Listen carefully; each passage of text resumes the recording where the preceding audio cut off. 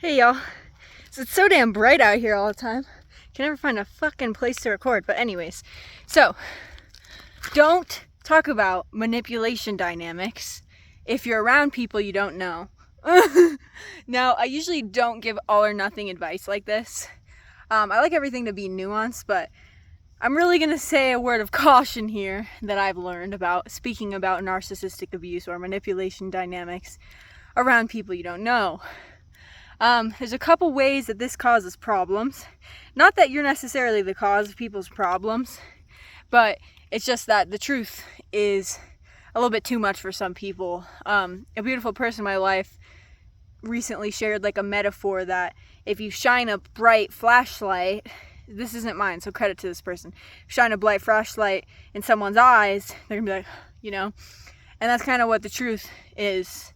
And when we think of light, being a light, it's about speaking the truth, and the truth ain't always fucking pretty. It's about being honest. And so light is not this, love and rainbows. It's the truth.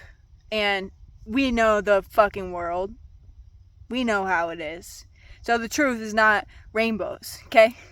So anyways, a word of caution, and I'll tell you why. Because so when we're still in recovery from narcissistic abuse, we have this way of like insecurity, and there's nothing wrong with our insecurities. Insecurities are an opportunity for you to discover yourself, to figure out who you are.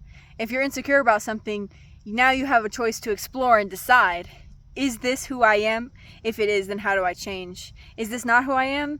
If it is, then how do I reframe this to understand myself in a positive way?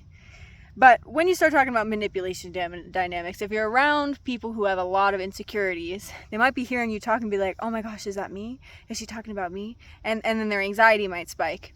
And you're not responsible for people's anxiety, but then it can cause this kind of like, some people go into fucking revenge mode where they're like trying to get at you. Malicious manipulators will see you as a fucking challenge. Like if they know you can see through manipulation, they're gonna be like, nah, she's fucking bullshitting. They're gonna try and like challenge you and compete with you, and that shit's a little bit, it's a little crazy. But I don't think that most manipulators who do that are even conscious that that's fully what they're doing. Oftentimes they feel extremely justified in how they act.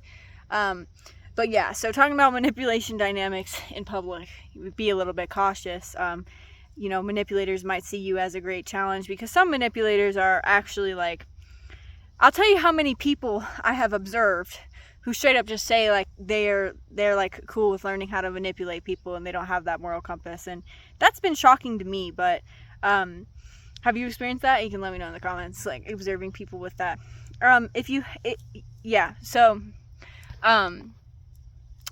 Text message. So you might just make people insecure. You also might make people want to challenge you. So this is why you should be careful talking about manipulation dynamics. And this is kind of a balance, right? Because it's like we want to be authentic. At least for me, I want to be authentic. Like authenticity is a big value of mine, but authenticity is, important for many different things and many different people, right? Like our authenticity is what makes us happy and joyful. And nothing in life is meaningful, in my opinion, if you're not happy or joyful or actually like experiencing life to the fullest and able to feel like, even if you don't value relationships or whatever like I do, what's the point of doing anything if you don't feel happy, if you don't feel joy? And getting back to your true self, the you that you really are, is the key to that joy and to that happiness. If you want to learn more from me, I have some free products in my digital shop down below. If you've been on the channel for a while, memberships and super chats just launched. If you'd like to support me, you can also hype. Don't want to overwhelm you with all the options, but let's keep going. So yeah, manipulation dynamics, don't talk about them in public. This is a balance I've been trying to create, because it's like that internal conflict of like, do I be myself? Do I be authentic? Or do I hide? And does it actually impact the outcome? Because that's the crazy part about it, is that One thing that you learn is that, so many that's,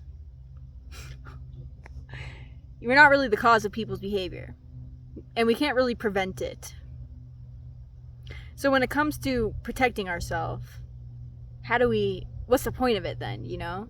But we can prevent it, you know. Our boundaries are our own protection, and boundaries are what we create to protect ourselves. But, you know, after awakening to all the truths and stuff, I didn't realize how fucking triggering it can be for people to hear about it and think that you're a great challenge for them to strategize against, because you can see through it.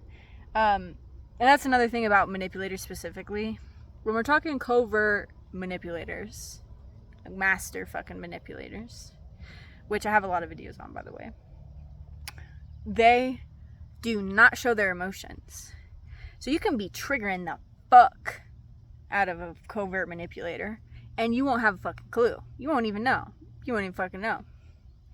And that's the scary thing about deceptive people specifically, is that they're always wearing a mask. So it works in their favor when they're about to trauma bond people, because they're wearing the mask. You have no fucking clue they're about to blow up. And then when you blow up, there's an extra level of shock and confusion value. So to answer my own question that I was reflecting on, to protect yourself, it's about creating your tolerance and your distress skills when it comes to dealing with shock and confusion and trauma, right? When people used to trauma bond me when I was younger, it used to fucking work. Easy peasy work. And depending on like the level of recovery you're at, when you're first beginning recovery, people can trauma bond you with the tiniest fucking things, like making a one threatening comment can activate your conditioning so that they're able to control you. Yeah, motherfucker, that's how this shit works. Yeah. Yeah.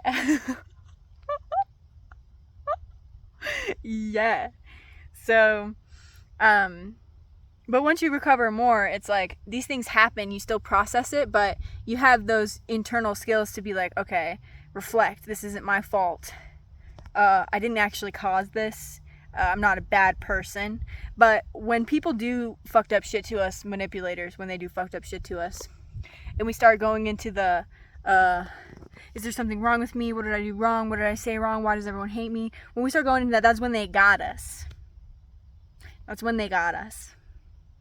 And it's still fucking difficult. And I'm still learning if this shit ever ends, you know? Like, do you just have to deal with manipulators all the time? Like, I don't know. And I don't have to know, you know? Some questions can go unanswered. That's part of life, you know, learning. So, yeah. If you're wondering how I know all this shit, it's just because I have a lot of experience with being around narcissists and manipulators. And if you're new to this channel, we use labels responsibly here. So we base our labels based on accurate pattern recognition over time, without ulterior motives, without biases, and we only label to, you know, help ourselves categorize things and protect ourselves. We don't do mobbing or hate trains or any of that. At least I don't. I can't control my viewers, but I don't, and I don't encourage that behavior on this channel.